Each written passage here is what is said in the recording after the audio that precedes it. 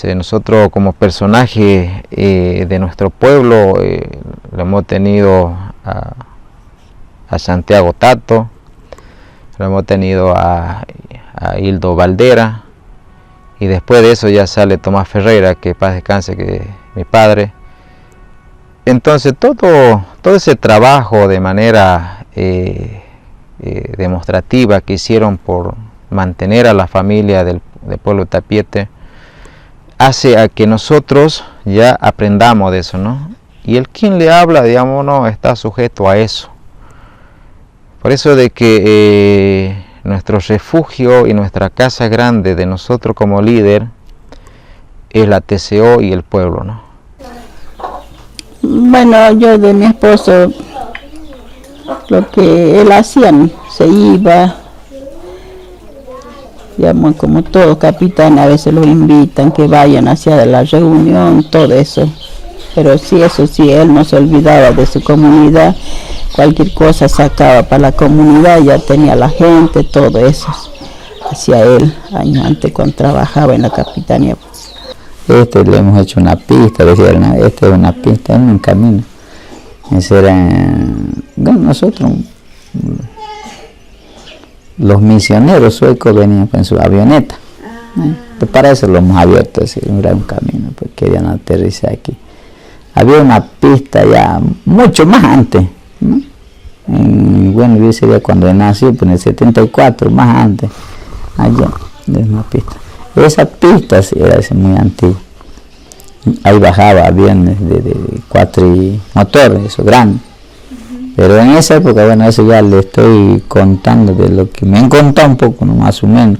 En esa época, aquí había luego que había pasado la guerra del Chaco, había un asentamiento ganadero que empezó a juntar las vacas dispersadas de aquella gente que se dispararon en la guerra del Chaco, ¿no? Se hizo ganadero grande, puso una carnicería, despachaba carne en avión hasta Potosí, a los mineros, de aquí ya carne a Potosí, a las minas de Potosí, que chisla, no sé, ¿no?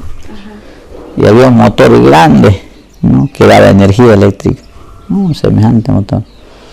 Y había radio que se comunicaban de la Quechín, la Potosí, donde quedara eso, una sonido, donde estaban los mineros sacando oro, ¿entiendes? Y de aquí llevaban carne en avión, 40, 80 cabezas de vaca volteaban por día. Parece que era el único lugar donde sacaban carne, día por medio. Bajaba bien. Y en ese entonces, en el año 70, promedio antes, ¿no? Aquí venían, por ejemplo, gentes de la banda de la Argentina, aquí de Crebó, de Acuiba, hasta del Paraguay venían gente aquí a trabajar en esa carnicería. Y también había cañales que sembraban, ¿no? Hacían chancaca, miel de caña. Falleció el hombre, quedaron los hijos no continuaron haciendo el trabajo, se repartieron los bienes, se hizo cuento, se hizo monte, todo eso, ¿no? Y bueno, se acabó la persona mayor. Y desde ese entonces también se dispersaron mucha gente que vivía aquí en esos años, en 74, cuando yo recién estaba en pañal naciendo, yo de 74, ¿no? 75, 76, hasta ese año todavía, cuando yo tenía 4 años, 5 años. Entonces ya falleció el hombre, el dueño. Y quedaron los hijos, se juntaron y empezaron a repartir los bienes. Y como cualquier joven adolescente que no tiene ni cerebro todavía, parece, se fueron a la ciudad, pues. Se fueron a la ciudad a hacer su vida un poco bravo, han querido asentarse, ya no, pues. la gente se fueron también. Algunos se quedaron aquí, algunos se fueron a Argentina, ya no había trabajo. ¿No volvieron? No volvieron, se quedaron por ahí. No volvieron. Bueno, eso fue más antes de 74, 70, 74, 5, 6, 7, 8, por ahí. Parece que habían otros asentamientos por ahí que tenían vacas y esos dueños se han disparado, pues han quedado los ganados sin dueño y luego empezaron a juntar. Y así era. Antes, cuando no tuvimos aquí asentado, por ejemplo, alrededor vivían por allá, allá vivían primero, así venían cambiándose por allá, sí. Después la última fue aquí ya nos establecieron. Aquí nos venimos a establecer bien cuando hicimos la demanda, empezábamos a plantear nuestras necesidades a las autoridades. En 1990 ya se demanda la tierra comunitaria de origen para poder obtener una TCO para el pueblo, ¿no? Y bueno, también ya la organización se empieza a organizar. Yo tenía ahí esa época, tenía ya 12 años en esa lucha y luego sucesivamente nosotros como niños siempre hemos estado ahí atentos a todas las reuniones y yo a lo menos me encantaba, ¿no?, participar en las reuniones a veces de lejos porque más antes no nos dejaban, ¿no?, ni a dialogar cerca porque era prohibido, ¿no?, los menores de edad de que puedan escuchar las conversaciones de los mayores. Entonces yo a lo menos por ahí con mi picardía también, ¿no?, o sea, escuchando de alguna otra manera porque quería aprender, quería saber, quería conocer, porque la verdad es que ese conocimiento me llevó a mí, ¿no?, a que yo pueda ir pensando en ser líder de mi pueblo. Luchar por un territorio, ¿no? Lo primero, ¿no? Vamos a pelear por un territorio porque nosotros, por ejemplo, en el tema de cacería, lo que supuestamente eran dueños eran los ganaderos. Nosotros no teníamos acceso a salir a campear, por ahí nos cortaban, que esto era, ¿no? Sin embargo, no era eso, no era así, ¿no? Entonces, nosotros comenzamos a pelear, por ejemplo, por tener un territorio donde podíamos andar libremente, donde podíamos campear libremente, ¿no? Y bueno, pasaron los años, ¿no? Salió la ley INRA, ¿no? Y bueno, ahí planteamos una demanda de un territorio, ¿no? Y ese territorio que nosotros hemos demandado ciertamente no eran de los ganaderos que hoy algunos están habitando, ¿no? Eso era territorio ancestral del pueblo Tapiete, ¿no? Porque el pueblo indígena, inclusive el pueblo indígena Tapiete, de aquí de San Juate, llegaban hasta la frontera, inclusive más allá de la frontera, Paraguay, toda esa, ¿no? Para acá, para Argentina igual, es un territorio amplio, ¿no? Pero nosotros hemos peleado por un territorio aquí en Bolivia, ¿no? La demanda del territorio que habíamos planteado era más de 8.800 hectáreas, ¿no? Esa era la demanda, ¿no?, lo que nosotros demandamos. Pero al concluir la demanda, todo el saneamiento, el trabajo que se vino haciendo, hemos quedado con todos los recortes que había, algunos que inclusive nosotros le hemos ayudado, algunos pequeños ganaderos que no tenían nada, digamos, ¿no?, de territorio, de tierra, como pueblo Tapiete, porque por nosotros como pueblo indígena se han saneado inclusive todos estos lugares, ¿no? A los ganaderos que se han aceptado bien, que tienen título hoy en día, ha sido gracias porque ha salido la ley INRA y nosotros hemos demandado, ¿no? Que podamos tener un territorio, ¿no? Y fue lo primero que hemos logrado, el territorio, ¿no? Conseguimos ya desde el territorio, vinieron a trabajar los de los del INRA, vinieron los de IGM a hacer la misión, todo.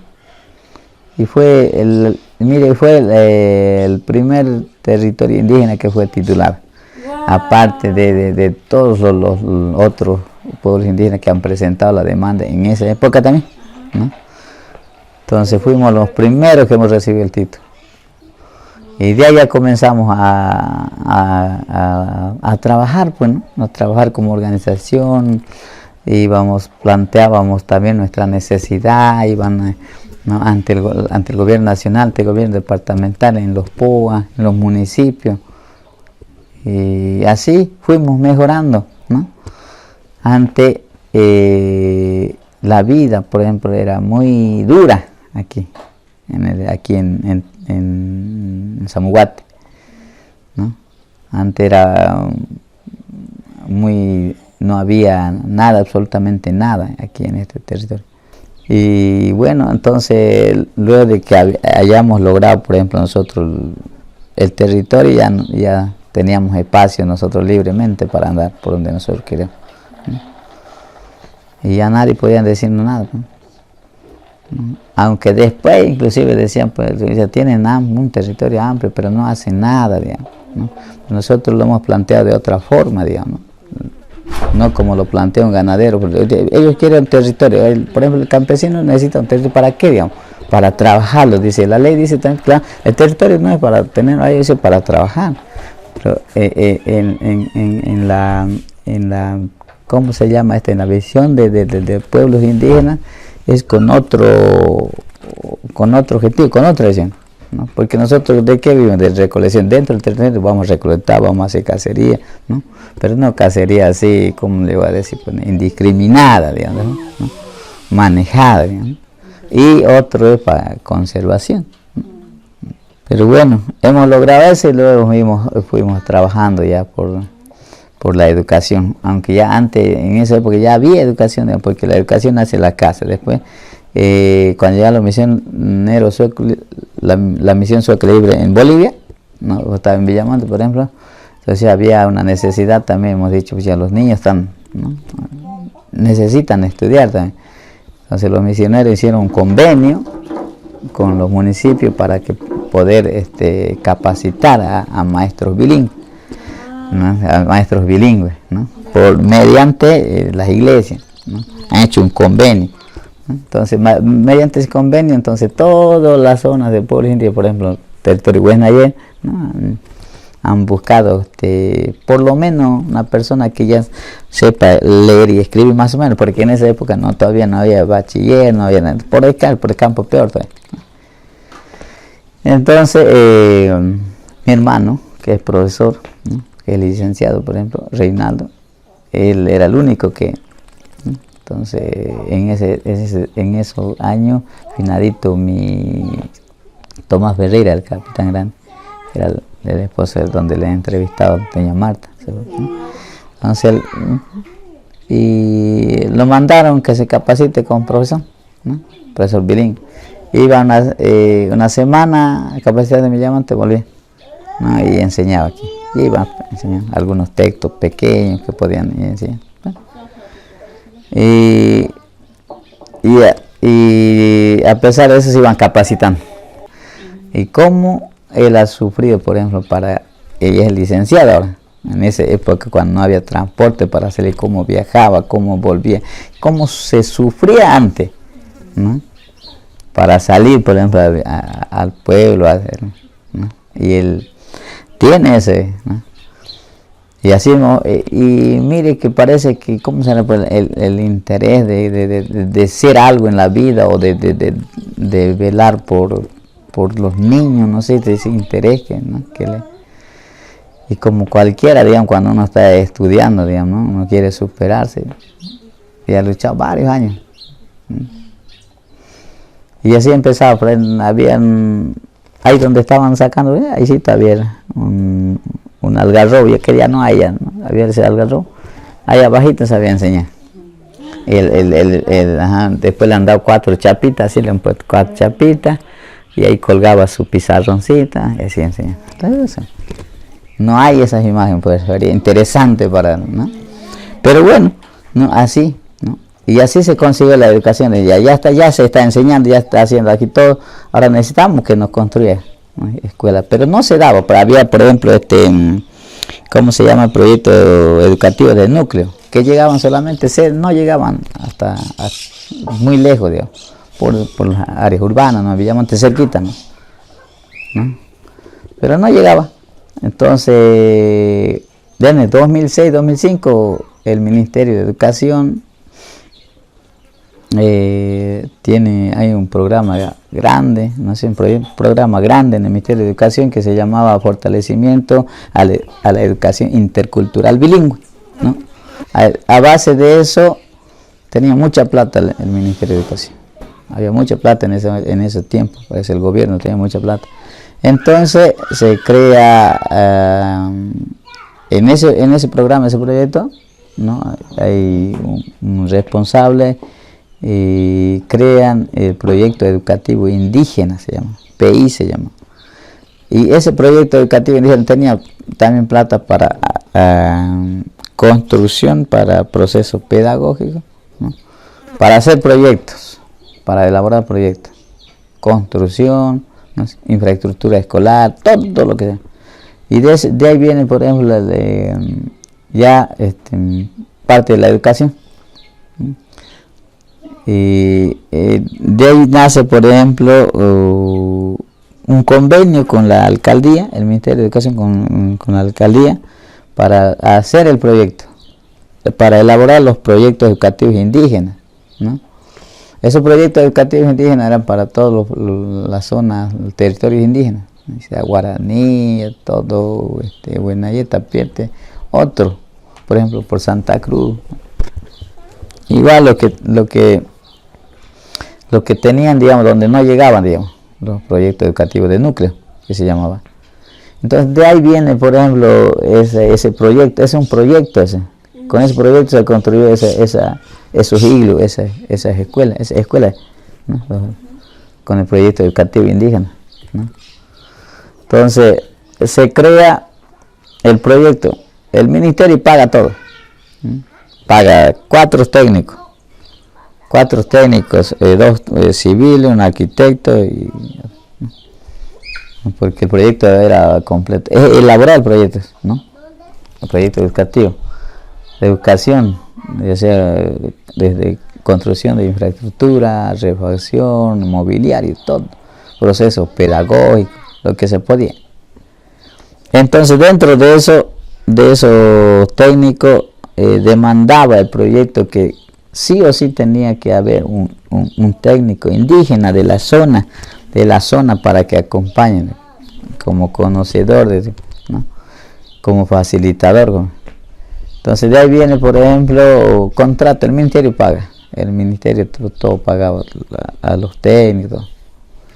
Entonces, desde la elaboración del proyecto, cada 3 meses se hacía la evaluación del avance de los proyectos. Hacía la evaluación del avance de los proyectos. Teníamos que viajar a La Paz, donde uno se define, para ir a presentar el proyecto, el avance, cómo está. Bueno, ahora sí, otra vez de Capitán Grande. Cuando él estaba todo bien, ¿para qué va a decir que mi hijo nunca sacó nada? Todo ha hecho bien, ha hecho el esfuerzo de ayudar a toda la gente que estaban aquí en la comunidad de Samaiguate, y todo lo que saca, digamos, él trae, digamos, para la gente. Con ese se estaba levantando otra vez Samaiguate, otra vez después cuando ya se ha bajado todo eso, y ahora otra vez está empezando a levantar otra vez la comunidad de Samaiguate otra vez. ¿No? Yo asumí como presidente de la asamblea en el 2014, ya, y de ahí luchamos, eso ha sido un objetivo, y lo decía, o sea, este va a ser el único objetivo que vamos a tener en la asamblea, lograr que se constitucionalice el del Estatuto Autonómico Regional, y que va a ser un logro histórico del pueblo tapiete, ¿no? Entonces nosotros empezamos a trabajar ahí y irse al Tribunal Constitucional a Sucre. Hemos estado ahí haciendo vigilia hasta que nos dieron con las observaciones, si no me equivoco eran como 48 observaciones que tenían el estatuto. El equipo técnico se puso a trabajar resolviendo todo, y en la segunda ya nos devolvieron con 4, y así trabajando sucesivamente resolvimos, ¿no?, todo el tema de...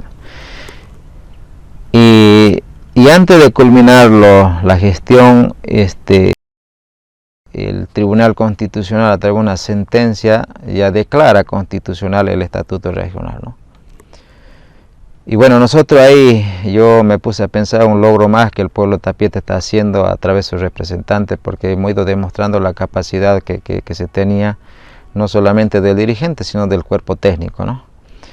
Entonces nosotros agarramos y fuimos a la frontera, ¿no?, la frontera Esmeralda, donde está Paraguay y Bolivia, y a la banda está Argentina. Fuimos nosotros con hacer, ¿no?, darle el reconocimiento y hacer la entrega también de esa sentencia constitucional, ya que lo reconoce al estatuto constitucional. Se hizo un acto ahí y bueno, yo estaba chango y por eso tengo fotos ahí, Dios no sé cómo pasan los años, ¿no? Entonces hicimos todo ese evento y desde ahí ya empieza a generarse todo esto, y que hasta hoy en el día nadie dice que ha sido una lucha por los pueblos, o sea, de los pueblos, digamos, en este caso, ya aquí hay un estatuto regional. Entonces yo ahí empecé ya a meditar más y me entró esa gana de seguir más adelante, ¿no? En eso entonces, todos esos años que se ha venido, hemos podido nosotros fortalecerlo a la comunidad. Ya hemos conseguido la primera escuela, ¿no?, que son 2 domos que ustedes han visto, ¿no? Eso significa las casitas como eran antes, porque la casita de mis abuelos, que paz descanse, eran como hornitos, pero puros de yuyo, ¿no? Entonces nosotros, para recuperar la historia, toda esa cuestión, y decirle a nuestros hijos, a nuestros sobrinos, que sé yo, decirlo, esto era el modelo de la casa que se tenía antes. De esa manera nosotros hicimos hacer eso. Después ya se consiguió la escuela, las otras aulas, se consiguió ya la sede y sucesivamente, ¿no?, las viviendas, los pozos, otros trabajos que están ahí también, los tajamares, y todo eso ha sido gestión, ¿no? Y esa gestión lo hice en mi gestión cuando yo estaba de dirigente, y a través estaba también de asambleísta. Entonces, y la gente iban viendo todo eso y ellos decían, pues sí, o sea, la verdad, digamos, ¿no?, o sea, él se dedica al pueblo, ¿no? Y quizá también por eso la gente mucho confía en mí, y porque siempre le he demostrado, en las buenas, en las malas, he estado con ellos. Y creo que eso a mí me fortalece y me caracteriza más de seguir ejerciendo más. Entonces, de todos esos trabajos que nosotros hemos venido realizando, que yo a la cabeza, llega pues el momento donde ya la comunidad mismo también hablaban de un cambio, ¿no? Yo le dije a ellos, no hay problemas, ustedes verán, o sea, cuál cambio quieren ejercerlo, ¿no? Entonces yo fui a la comunidad, llamé a una asamblea, como yo estaba de capitán grande, donde ellos mismos dicen, no, bueno, aquí vamos a cambiar, ¿no?, a los dirigentes, bueno, para que queremos un cambio, no hay inconveniente. Bueno, ahí se han proponido las personas que puedan ser líderes de ahí, y me volvieron a proponer. Estaba mi tío Pascual compitiendo conmigo, y que yo siempre le decía, no podemos nosotros competir entre nosotros, ¿no? Siempre yo le decía eso. ¿Por qué tenemos que nos estar compitiendo por asumir la dirigencia cuando sinceramente uno puede agarrarse, bueno, ahora te toca a vos, ¿no? Porque eso es aplicar el uso y costumbre. Yo le decía, no podemos entrar, digamos, a una elección, a una competencia, ya eso ya es, digamos, o sea, el espacio político. Bueno, al final, digamos, ¿no? La gente siempre quería ver, ¿no? O sea, cuánta gente tenía yo, cuánta tenía gente allá, digamos, un poco para que la gente diga, ah, aquí hay, o sea, lo que no es tan conforme, digamos, ¿no? Se realizó y resulta que lo gané, ya, lo gané ahí otra vez para asumir como capitán grande. Y siempre había un grupito que nunca se le daba una conformidad, ni por más beneficio que se le daba. Yo lo miraba, le decía, no tienen que ser así. O sea, el escenario nuestro, le decía, la pelea es allá, ¿no? Ante las autoridades, ¿no? De a donde salen los recursos. No es la pelea entre nosotros, ¿no? La pelea de nosotros no es, ¿qué ganamos nosotros en pelearlo entre nosotros? Le decía. Y bueno, o sea, a veces muy poco también le entra a la cabeza para que pueda entender, ¿no? Entonces yo agarré, lo disponé. De hecho, no, yo no voy a asumir, porque no puedo asumir cuando yo lo veo a mi gente peleándose. Yo necesito verlo a mi gente alegre, necesito verlo a mi gente unido, con armonía, con amor, con otra visión. Necesito que ustedes compartan lo que uno traiga, no necesito que se peleen. Entonces agarré, yo lo di a Pascual, ¿no? Que asuma, asumilo vos. ¿Quieren el cambio? Asúmalo, ahí está. Y ese entonces Pascual asume y yo me quedé nomás ya ahí trabajando en la asamblea y bueno, siempre buscando de seguir apoyando a él y bueno, con el tiempo ellos mismos se dieron cuenta, ¿no? El cambio que hubo, ¿no? Entonces yo siempre le decía, nosotros tenemos que ver de que el cambio sea por uno mejor, ¿no? Yo siempre comparaba, decía, si usted lleva su motocicleta al taller para que le cambien la cadena, tiene que cambiar por una cadena que ya no sirve, cambia por otro mejor, para que funcione mejor y para que pueda garantizar que te lleve. Entonces yo le hacía referencia a eso y con el tiempo se dieron cuenta de que el cambio no les sirvió, ¿no? Entonces después me piden a mí, me dicen, no, queremos que otra vez vuelva vos a la organización. Yo le digo, no, depende de ustedes, ¿ya? Todo lo que ustedes confían en mí y si la mayoría decide, yo lo asumo, no tengo inconveniente. Entonces ellos mismos me hablaron y bueno, llevamos nosotros a otra asamblea, me eligen otra vez, ¿no? Desde ahí hasta a mí me eligen el 2020, el 1 de enero me eligen, el 2020, entonces vuelvo a ejercer otra vez la capitanía. Y de ahí empezamos otra vez a planificar, a programar, todo eso, que no es otra historia que yo vine ejerciendo. Y gracias a Dios se vino fortaleciendo y también nos agradeció por los técnicos que siempre a veces pone su desempeño y se busca de poder conseguir cosas y con eso se ha venido consiguiendo en las instituciones igual, de abrir los espacios y de esa manera volvimos otra vez a dirigir. Y cuando ya llega estas nuevas elecciones, ya mi pueblo me dice, bueno, ahora ¿qué hacemos? Y yo le digo, no sé, depende de ustedes, le digo, no, o sea, depende que decidan ustedes. Nosotros hacemos cada 24 de septiembre el aniversario de también en nuestra gestión se ha aprobado una ley departamental de reconocimiento, a la PIP se llama. Entonces, en esta gestión también, aquí se vino la Asamblea Departamental a sesionar, a aprobar la ley. Entonces vino ahí a aprobar ahí en la canchita, ahí se ha aprobado esa ley en nuestra gestión. Entonces, y bueno, hemos hecho lo que hemos podido. Hemos terminado de concluir un poco esta vivienda. Hemos querido trabajar con un centro de ¿cómo se llama? de producción de carbón, ¿no? Ahí en donde entrevistaron a doña Marta hay un hornito, entonces carbón, ¿no? También eso hemos logrado con la alcaldía, ¿no? Para que pueda producir carbón, ¿no? Carbón.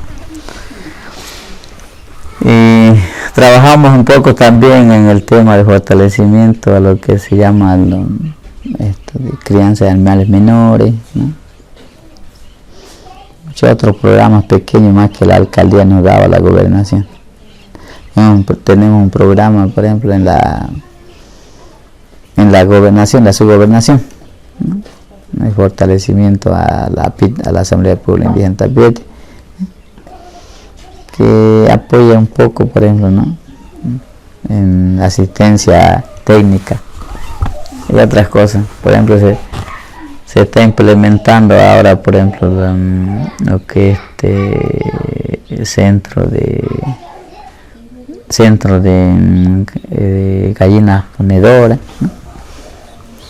Que ya han venido, por ejemplo, en nuestra gestión demandándose, ¿no? Bueno, así sucesivamente hemos trabajado también en nuestra gestión. Estuvimos también apoyando, por ejemplo, a la asamblea a la departamental, a los asambleístas, a la asamblea regional, en la asamblea regional. Por ejemplo, donde se presentan una disposición normativa que va en beneficio de los pueblos indígenas, ¿no? Como autoridad también estuvimos metidos ahí, ¿no? Apoyando para que se apruebe, ¿no? Entonces, eso estuvimos trabajando, y bueno, hasta que se culminó también mi gestión, ¿no? ¿Cuándo terminó? El 2020. 2020. Sí, el año pasado, 2020. Y desde ahí también a veces el trabajo orgánico, el ser dirigente, uno tiene que estar por un lado, por el otro lado, la casa, a veces. Y usted sabe que el dirigente, el capitán, como le llaman, no tienen una fuente de ingresos, o sea, no perciben un sueldo, no perciben un sueldo. Y es un trabajo, ¿cómo se llama? A honores, ¿no? La comunidad tendría que aportar para que se muevan, para que pueda hacer gestión. Es como cualquier otra organización de base que tiene, ¿no? Así, en honores, ¿no? Y hemos podido aprender mucho más, inclusive, cómo es en el trabajo en el tema orgánico. Y yo a veces les doy un consejo a los jóvenes, ¿no? Cuando uno, por ejemplo, puede manejar, sabe cómo manejarlo, todo es bien. Pero siempre sucede, hay cosas, por ejemplo, que inclusive en las autoridades, por ejemplo, políticas, no hay autoridades, por ejemplo, que salgan aplaudidos, ¿no? A nivel inclusive nacional. Alguien me puede decir, he aprendido eso inclusive. Nadie me hace que, porque veo, por ejemplo, en las autoridades nacionales, cuánto han salido huyendo, se van del país, digamos, ¿no? Como regionales, por ejemplo, municipal, ¿no? No hay autoridades que salen. Y eso que esas personas cobran un sueldo, ¿no? ¿Cómo serán las personas, por ejemplo, que no cobran? ¿Qué te dicen? Primero te ganas un aplauso, pero ya ese aplauso se convierte ya en otra cosa, en reclamo, y tú tienes que estar ahí, no sé si llamarle aguantando, tratando de entender. Y eso es lo que hemos aprendido en esta trayectoria. Por ejemplo, para ir a gestionar, uno tiene que ir a discutir con las autoridades para que te den una cosa para tu comunidad, ¿no? Y eso parece que la gente no lo ven con claridad, ¿no? Y a veces uno llega a su comunidad en vez de recibir un aplauso, decir, ¿no? Pero a veces al contrario. Pero bueno, es lo que hemos aprendido un poco en eso, ¿no?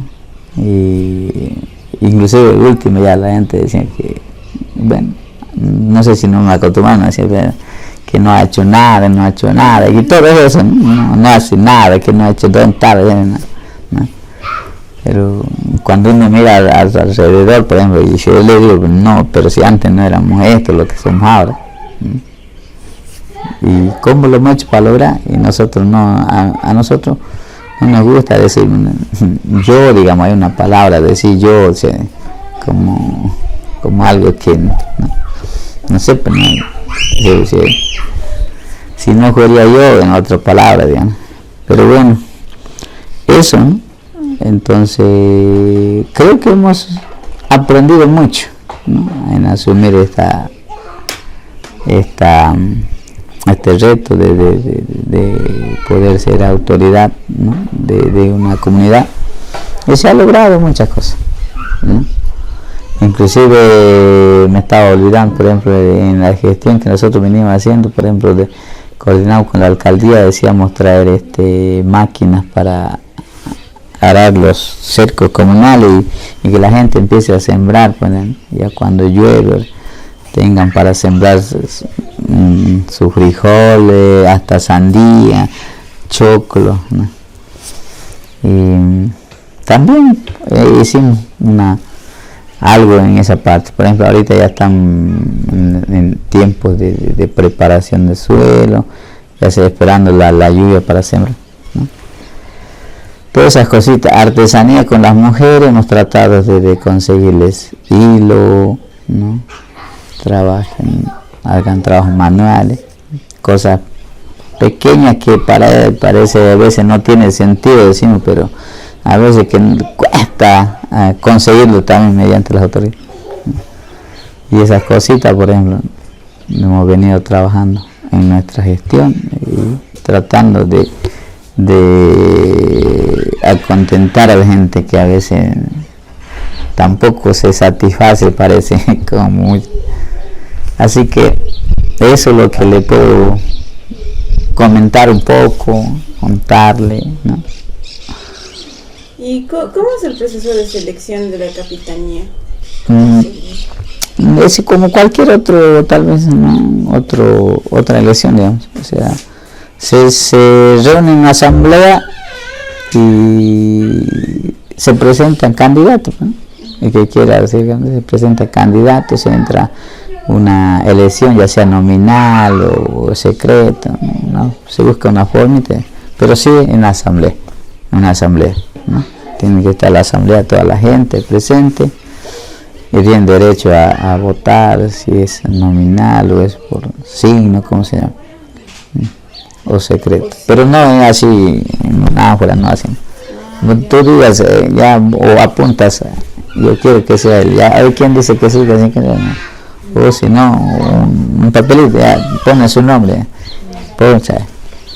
Así de simple, pero sí en una asamblea, ¿no? Así es el proceso de la elección, ¿no? Sí, en una asamblea. Y eso solamente, ¿no? Como que llegue, por ejemplo, cumple su periodo de gestión, se llama una asamblea, ¿no? Y se hace la elección, ¿no? Así se eligen las autoridades. Y cualquier autoridad igual así también, aquí en la comunidad, ¿no? ¿Y cómo ve usted la gestión de José Luis Ferreira ahora? Mire, siempre él va a hacer, con esto va a hacer sus 3 gestiones como capitán. No ves, por ejemplo, él ha venido trabajando, él aprendió a trabajar, por ejemplo, en una ONG que se llama como apicultora, ahí va a comenzar. Después se empezó a meter a organizar. Lo que el trabajo él hace es ¿cómo le voy a decir? Es coordinado, digamos, ¿no? Coordinado. Entonces, siempre cualquier cosa que se tenga que definir, siempre lo lleva, por ejemplo, a una reunión, a una asamblea. O sea, este trabajo que se ve, por ejemplo, a nuestro alrededor, es un trabajo coordinado. Ya no importa, digamos, quién sea el capitán, aquí toda la comunidad participa. Si se define, por ejemplo, hacer una casa, toda la comunidad participa en hacer. Si por ejemplo, en una escuela todos, digamos,